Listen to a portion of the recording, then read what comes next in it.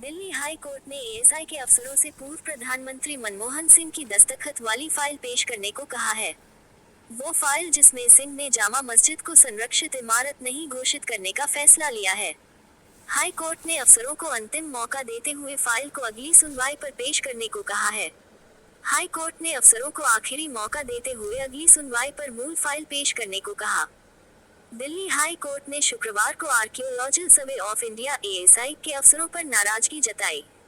इस बात पर नाराजगी कि अफसर वो फाइल पेश नहीं कर पाए जिस पर तत्कालीन प्रधानमंत्री मनमोहन सिंह के दस्तखत थे। वो फाइल जिसमें उनका वह फैसला था कि राष्ट्रीय राजधानी में ऐतिहासिक मुगल कालीन जामा मस्जिद को संरक्षित स्मारक घोषित नहीं करना चाहिए।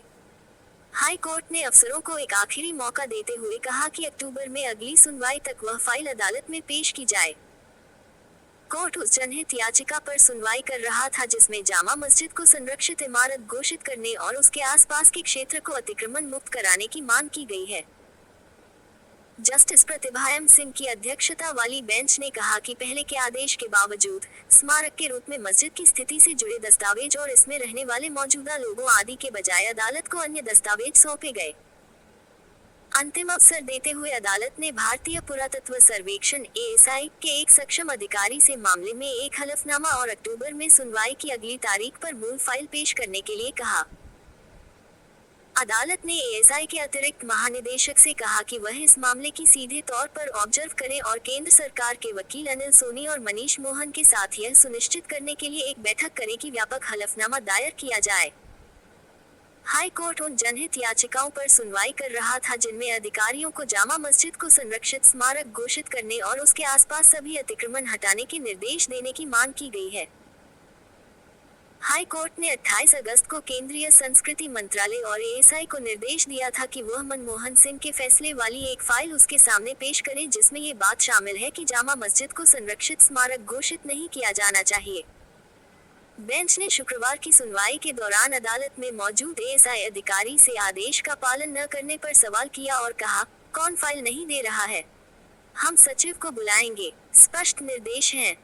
बेंच ने कहा, एएसआई का एक सक्षम अधिकारी सभी पहलुओं के संबंध में एक संक्षिप्त हलफनामा दायर करे और मूल फाइल सुनवाई की अगली तारीख पर पेश की जाए।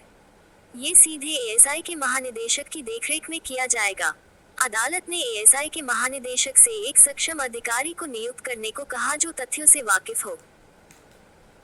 2014 में सुहेल अहमद खान और अजय गौतम की तरफ से दायर जनहित याचिका पीआईएल मामलों में जामा मस्जिद के इमाम मौलाना सैयद अहमद बुखारी द्वारा शाही इमाम की उपाधि के इस्तेमाल और उनके बेटे की नायब इमाम के तौर पर नियुक्ति पर आपत्ति जताई गई है। याचिकाओं में ये भी सवाल उठाया गया है कि मस्जिद एएसआई के प्रबंधन के अधीन क्यों नहीं है। केंद्र के वकील ने पहले कहा था कि जामा मस्जिद एक जीवंत स्मारक है जहां लोग नमाज अदा करते हैं और बहुत सारे प्रतिबंध हैं।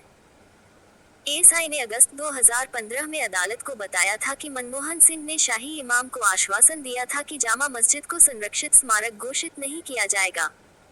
अदालत को ये भी बताया गया कि चूंकि जामा मस्जिद केंद्र द्वारा संरक्षित स्मारक नहीं है, इसलिए यह एएसआई के दायरे में नहीं आती है।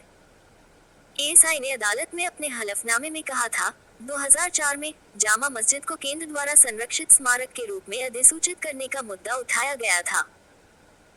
हालांकि पूर्व प्रधानमंत्री मनमोहन सिंह ने 20 अक्टूबर 2004 के अपने पत्र के माध्यम से शाही इमाम को आश्वासन दिया था कि जामा मस्जिद को केंद्र द्वारा संरक्षित स्मारक घोषित नहीं किया जाएगा।